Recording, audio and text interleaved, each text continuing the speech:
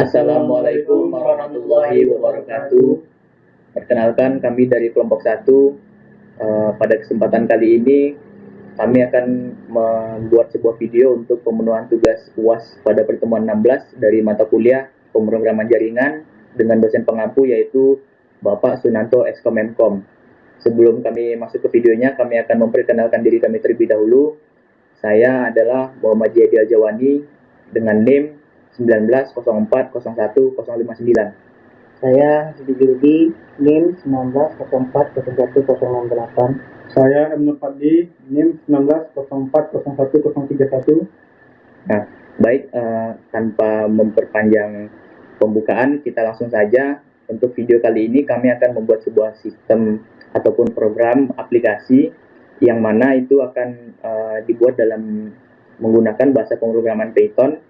Yang aplikasi yang akan kami buat itu adalah aplikasi tentang Intrusion Detection System ataupun IDS, yang mana secara sederhana, langsung saja sebelum kita masuk ke programnya, di sini saya akan sedikit menjelaskan secara umum tentang sistem yang akan kami buat, yang mana di sini ada Intrusion Detection System. Di sini kami akan mengenalkan terlebih dahulu beberapa tipe serangan dari computer attack, yang mana serangan cyber dapat dikategorikan berdasarkan aktivitas dan target penyerang. Setiap jenis serangan dapat diklasifikasikan ke dalam salah satu dari 4 kelas berikut. Yang pertama itu ada serangan Denial of Service atau DOS, yang memiliki tujuan untuk memblokir atau membatasi layanan yang diberikan oleh jaringan komputer kepada pengguna. Yang kedua ada serangan probing, memiliki tujuan untuk memperoleh informasi tentang jaringan atau sistem komputer. Yang ketiga ada serangan user to root atau U2R, bertujuan untuk pengguna yang tidak memiliki hak istimewa memperoleh akses root atau admin user pada komputer tertentu atau sistem di mana penyusup memiliki akses tingkat pengguna. Dan yang keempat itu ada serangan remote to local atau R2L, melibatkan pengiriman paket ke mesin korban. Penjahat dunia maya mempelajari aktivitas pengguna dan memperoleh hak istimewa yang dapat dimiliki pengguna akhir pada sistem komputer. Nah, pada kesempatan kali ini, sistem kami itu, Intrusion Detection Systemnya itu akan berfokus pada klasifikasi untuk serangan yang pertama, yaitu ada Denial of Service atau DOS. Langsung saja kita masuk ke programnya. Sebelumnya di sini kami sudah membuat programnya. Yang pertama akan saya jelaskan terlebih dahulu mekanisme untuk program tersebut. Yang mana di sini program kami berjudul Intrusion Detection System secara sederhana untuk mendeteksi serangan Denial of Service atau DOS. Untuk metode pada program ini, yang pertama itu ada step pertama, ada data processing, di mana semua fitur dibuat numerik menggunakan one-hot encoding. Kemudian fitur diskalakan untuk menghindari fitur dengan nilai besar yang mungkin terlalu membebani hasil. Yang kedua ada fitur scaling, yang mana adalah langkah pra pemrosesan data yang ditetapkan variabel atau fitur independen, dan seterusnya. Yang ketiga ada step fitur selection, yang mana di sini akan menghilangkan data yang berlebihan dan tidak relevan dengan memiliki subset fitur relevan yang sepenuhnya mewakili masalah yang diberikan. Keempat itu ada build the model, yang mana di sini kami menggunakan model pohon ataupun decision tree, menggunakan decision tree keputusan yang akan dibangun. Dan step terakhir atau 5 adalah prediction dan evaluation atau validation, yang mana menggunakan data uji untuk membuat prediksi model. Beberapa skor yang akan dipertimbangkan adalah ada akurasi, precision, recall, F-measure, yang mana melakukan validasi silang 10 kali lipat nantinya. Nah, sebelum kita masuk ke step pertama, di sini kami akan mengimportkan library terlebih dahulu, yang mana di sini akan dipakai adalah yang pertama ada Pandas, NumPy, SJS atau Sys, dan ada sklearn. Kita langsung demokan saja. Di sini untuk masing-masing versionnya, untuk Pandas itu ada versi 1.3.5 dan seterusnya untuk yang NumPy, Sys, dan sklearn. Kemudian kita melakukan load dataset.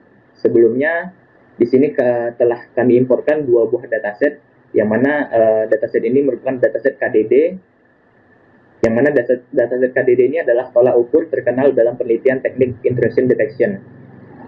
yang berisi ada KDD untuk data yang test, string, dan ada juga untuk training. Langsung saja kita load.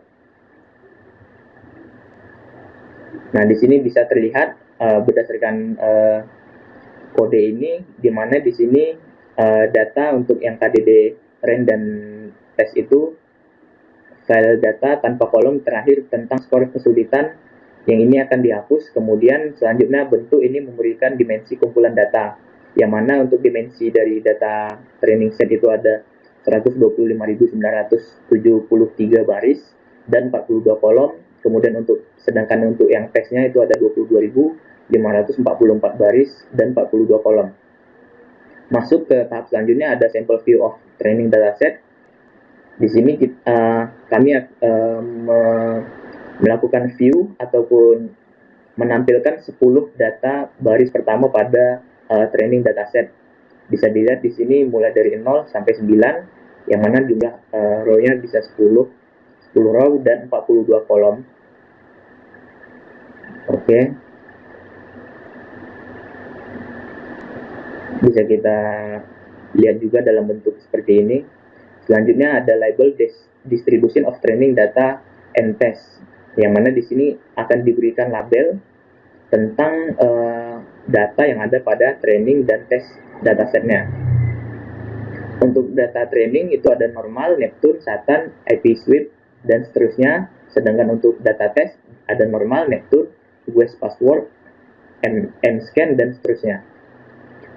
Nah, setelah pengenalan tadi, kita akan masuk ke tahap pertama, yaitu data preprocessing, yang mana di sini akan berfokus pada one-hot encoding atau one-off key, digunakan untuk mengubah semua fitur kategorikal menjadi fitur biner. Persyaratan untuk one-hot encoding adalah input ke transformator ini harus berupa matriks bilangan bulat yang menunjukkan nilai yang diambil oleh fitur kategorikal atau discrete, yang outputnya itu akan menjadi matriks sparse, di mana setiap kolom sesuai dengan satu nilai yang mungkin dari satu fitur. Diasumsikan bahwa fitur input mengambil nilai dalam rentang 0 sampai n values. Oleh karena itu, fitur ini terlebih dahulu perlu diubah dengan label encoder untuk mengubah setiap kategori menjadi angka. Langsung saja ke step pertama dari step 1 dari data processing. Kita langsung demokan saja. Di sini terlihat untuk kolom dan kategori belum biner. Untuk protokol type ada layanan, ada flag itu pada kolom keempat. Kemudian di sini akan ditampilkan fitur-fitur dari training dataset. Seperti yang sudah dijelaskan tadi, ada protokol type, layanan, flag, dan seterusnya. Untuk training dataset itu untuk protokol type-nya ada 3 kategori, untuk service-nya ada 70 kategori, untuk flag-nya ada 11 kategori, dan labelnya ada 23 kategori. Sedangkan untuk kategori service-nya untuk HTTP itu ada 40.338, private-nya ada 21.853, dan seterusnya. Selanjutnya, kalau yang tadi itu untuk train dataset, sekarang untuk yang test dataset kita identifikasi, yang mana di test dataset ini terdapat 3 kategori untuk protokol type, ada 64 kategori untuk service, dan 11 kategori untuk flag, dan 38 kategori untuk label. Nah, kesimpulannya di sini perlu membuat sebuah damis ataupun boneka untuk setiap kategori, karena distribusinya cukup merata dengan total 3 ditambah 70 ditambah 11 sama dengan 84 damis dari total fitur tadi. Kemudian membandingkan hasil menunjukkan bahwa testset memiliki lebih sedikit kategori, atau 6 ini perlu ditambahkan sebagai kolom kosong, yang mana nantinya pada kolom yang ada di training dataset itu akan dikosongkan sebanyak 6 kategori terlebih dahulu. Lanjut ke tab selanjutnya, ada label encoder, yang mana di sini insert categorical feature into 2D NumPy array. Kita langsung saja. Di sini dijelaskan bahwa yang pertama itu akan memasukkan kode untuk mendapatkan daftar kolom kategori ke dalam variabel. Kemudian kategori kolom, yang mana kodenya seperti ini. Kemudian selanjutnya dapatkan nilai kategori ke dalam array NumPy 2D, yang hasilnya itu adalah sebagai berikut. Untuk tampilan lainnya bisa kita klik di sini. Terlihat di sini untuk protokol type. Tipe pertama itu ada TCP, kedua UDP, ketiga TCP, keempat TCP, dan kelima TCP. Untuk service-nya ada, bisa dilihat sendiri, dan flagnya juga seperti ini. Selanjutnya kita membuat kolom nama untuk setiap damisnya ataupun bonekanya. Kita run di sini. Pertama itu protokol type-nya, kemudian ada service-nya, ada flag-nya, kemudian semua keseluruhannya itu disatukan menjadi satu buah damis columns, yang mana selanjutnya akan dilakukan hal yang sama untuk datasetnya. Bisa kita lihat di sini. Sudah sesuai dengan yang di atas. Kemudian selanjutnya kita melakukan transform categorical feature into a number using label encoder. Di sini hasilnya seperti ini outputnya, di mana protokol type-nya ada tampilkan data protokol type, service, dan flag. Selanjutnya ada one hot encoding, yang mana di sini akan dilakukan encoding menggunakan kode one hot encoder, yang hasilnya itu seperti ini. Untuk protokol type-nya seperti ini, protokol type TCP-nya seperti ini, dan seterusnya. Bisa dilihat di sini. Nah, selanjutnya karena sebelumnya tadi kita ada pada training datasetnya itu kita hilangkan sebanyak 6 kategori. Pada tahap ini kita akan menambahkan 6 kategori yang sebelumnya kita hilangkan itu ke dalam dari dataset train ke dataset testnya. Kita run.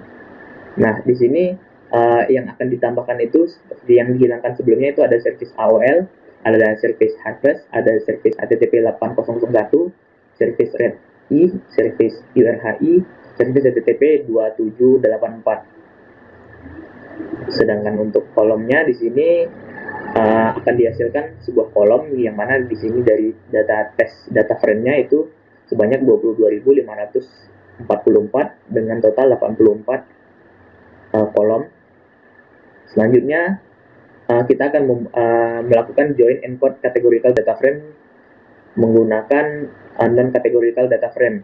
Di sini kita gunakan data frame yang baru, yang mana hasilnya itu untuk tes data,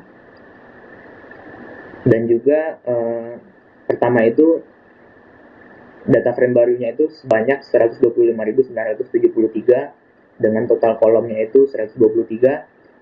Nah, dipisahkan kemudian untuk tes datanya itu ada sebanyak 22.544 baris dan 123 kolom. Selanjutnya, kita akan melakukan pemisahan dataset menjadi 4 kumpulan data untuk setiap kategori serangan. Ganti nama setiap label serangan. Untuk 0 itu normal, 1 itu denial of service, untuk serangan denial of service, kedua itu untuk serangan probing atau probe, ketiga untuk R2L, dan yang keempat untuk U2R. Ganti kolom label dengan kolom label yang baru buat kumpulan data baru. Kita langsung saja running. Pertama itu ambil kolom label, kemudian kita ubah labelnya. Di sini seperti yang dilihat, untuk tipe serangan normal itu sama dengan 0, Neptune itu serangan DOS tipe 1, dan seterusnya. Kemudian kita letakkan kembali kolom label baru menggunakan sintaks new data frame label, yang hasilnya itu 1 itu 0, 2 itu 1, 3 itu 0, 4 itu 1, yang mana di sini pada bagian kiri itu ada merupakan labelnya, dan bagian kanan itu merupakan tipe datanya. Selanjutnya, karena di sini kami akan hanya berfokus pada tipe serangan DOS atau denial of service, maka untuk tahap-tahap selanjutnya itu kode yang akan digunakan itu hanya berfokus pada DOS. Di mana di sini untuk DOS itu trainnya itu dimensionnya sebanyak 13.270 baris dan 123 kolom, sedangkan untuk tesnya itu ada 17.171 dengan 123 kolom. Baik, saya M. Nur Fadli akan menjelaskan lanjutan dari yang sudah dijelaskan oleh MG Haji tadi. kita masuk kepada step yang kedua, fitur scaling.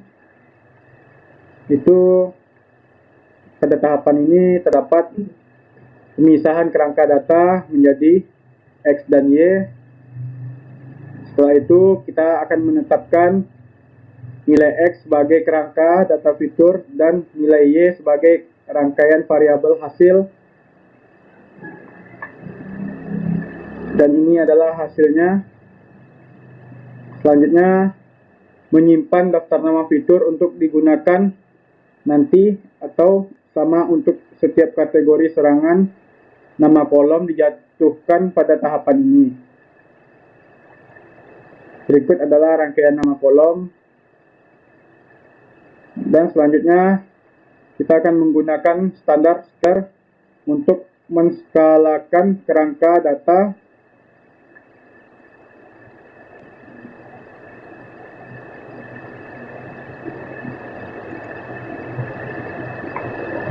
Pada tahapan selanjutnya lagi, kita akan periksa apakah standar deviasi adalah 1. Hasilnya adalah 1. Untuk X-DOS standar. Dan kita masuk ke tahapan step 3, fitur selection. Yang pertama, poin pertama adalah seleksi fitur univariate menggunakan ANOVA F-test. Di tahapan ini kita akan melakukan pemilihan fitur univariate dengan ANOVA F-test menggunakan metode second percentile, lalu RFE, dan selanjutnya skitchler. Kita akan memaparkan rutinitas pemilihan fitur sebagai objek yang mengimplementasikan metode transformasi. Selanjutnya, select percentile digunakan untuk menghapus semua fitur kecuali persentasi skor tertinggi yang ditentukan oleh pengguna. Selanjutnya ada F-classif digunakan pada ANOVA F nilai antar label fitur untuk tugas klasifikasi. Berikut adalah XNew column DOS. Berikut adalah hasilnya. Selanjutnya kita akan mendapatkan fitur yang dipilih dari DOS. Ini adalah hasil dari fitur yang telah dipilih di dalam DOS. Baik, yang selanjutnya adalah ringkasan fitur yang dipilih oleh seleksi fitur univariate.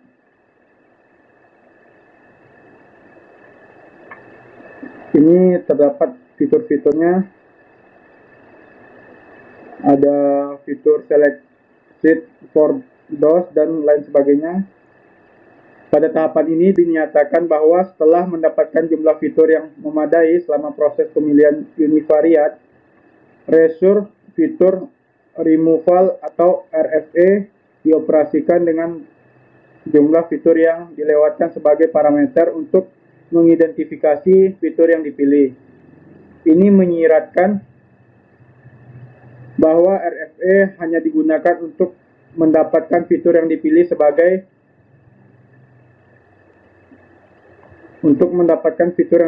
sebelumnya, tetapi juga untuk mendapatkan peringkat. Namun penggunaan RFE ini sangat berlebihan karena fitur yang dipilih dapat diperoleh dengan cara lain atau selesai dalam proyek ini. Orang juga tidak dapat mengatakan bahwa fitur tersebut dipilih oleh RFE karena tidak digunakan untuk ini. Namun kutipan tersebut juga dapat menyiratkan bahwa hanya nomor 13 dari pemilihan fitur univariate yang digunakan.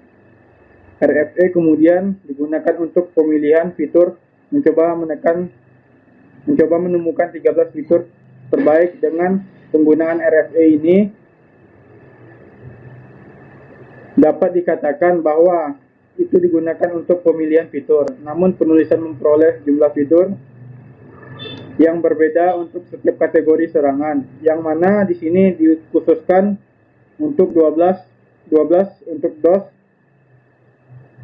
Ini dapat menyimpulkan bahwa tidak jelas mekanisme apa yang digunakan untuk pemilihan fitur. Untuk melanjutkan penambahan data, opsi kedua dipertimbangkan karena ini menggunakan RFA. Mulai sekarang jumlah fitur untuk setiap kategori adalah 13. Selanjutnya adalah yang kedua, resursi fitur elimination. Untuk peringkat fitur atau opsi 1 didapatkan, kita akan mendapatkan kepentingan dari yang dipilih sebelumnya. Ini adalah pembuatan pengklasifikasi pohon keputusan dengan konvensi TLF, yang berarti pengklasifikasi dan rank semua fitur, yaitu melanjutkan eliminasi hingga yang terakhir. Berikut adalah hasilnya. Poin ketiga, penghapusan fitur rekursif. Pilih 13 fitur masing-masing dari 122, atau opsi 2 didapat 13 fitur terbaik dari 122 dari RFA. Baik, sukses nomor 3, dan kita lanjut ke tahap selanjutnya, ringkasan fitur yang dipilih oleh RFA. Kita running. Ini adalah hasil fitur select for DOS. Oke, selanjutnya itu ada print XDOS, dan kita lihat hasilnya adalah 113.270 baris dan 13 kolom. Baiklah, selanjutnya akan dilanjutkan oleh saya, yaitu step keempat, itu membuat model. Classifiernya digunakan untuk melatih semua fitur dan mengurangi beberapa fitur untuk komparasinya nanti. Classifiernya memiliki model yang tersimpan di save variable.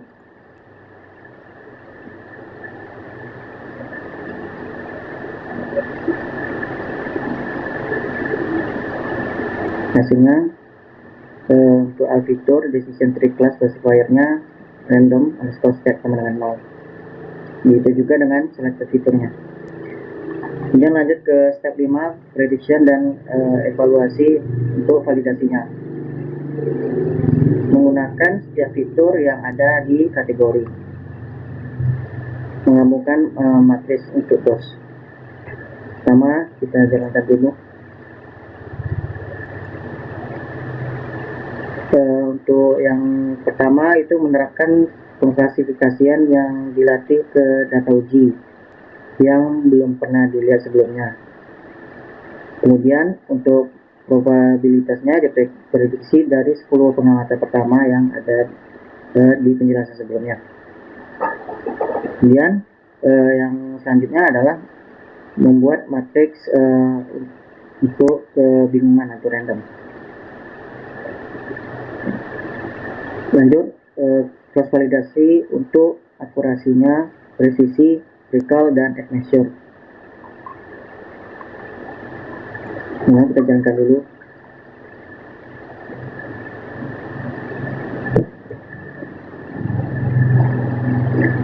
Untuk akurasinya sendiri, untuk skornya adalah sekitar 0,99639. Untuk presisinya 0,99505, untuk recallnya 0,99665, untuk F-measure-nya 0,99585. Kemudian kita juga melanjutkan ke recursive feature elimination cross validated atau RFA TV. Untuk ilustrasi, pertama kita masukkan metodenya, terus kita jalankan.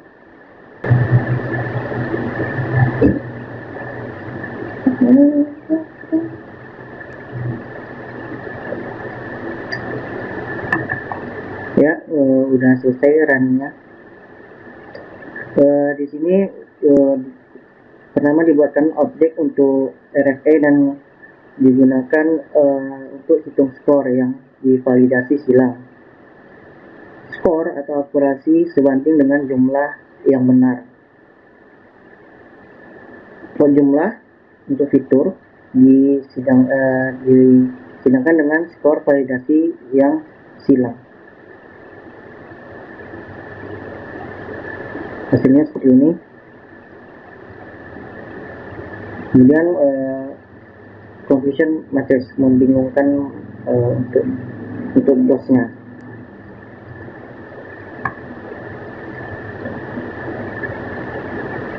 Sini di run untuk seperti disebutkan sebelumnya untuk mengurangi kumpulan data yang diuji menjadi 13 fitur.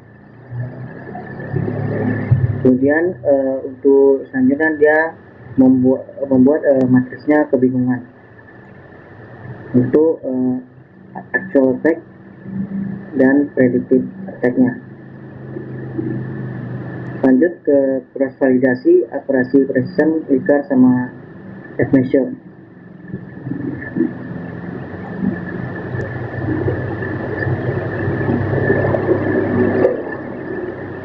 Akurasi untuk cross false score sudah ditunjukkan seperti ini untuk penentuan untuk mendapatkan hasil skornya. Untuk akurasi sendiri 0,99738, untuk presisi 0,99692, untuk recall 0,99705, untuk F-measure 0,99698. Kemudian ke certified cross validation. Saya jalankan.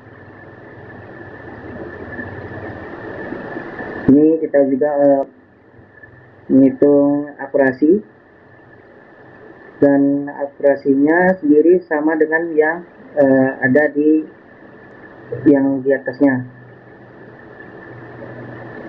Lanjut.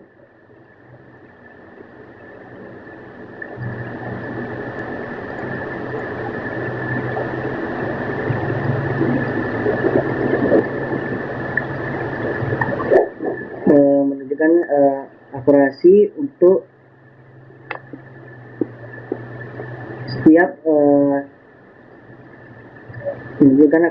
setiap cross validation-nya, yaitu dari 2 cross validation dikali 2, habis itu cross validation yang 5, 10, 30 dan cross validation yang 50.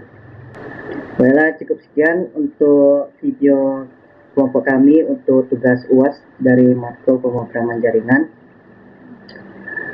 Yang mana di sini hasil akhirnya adalah penggunaan Intrusion Detection System untuk mendeteksi salah satu bentuk serangan, yaitu denial of service atau DOS pada serangan komputer, dengan skor akurasinya rata-rata mencapai 99%. Itu saja.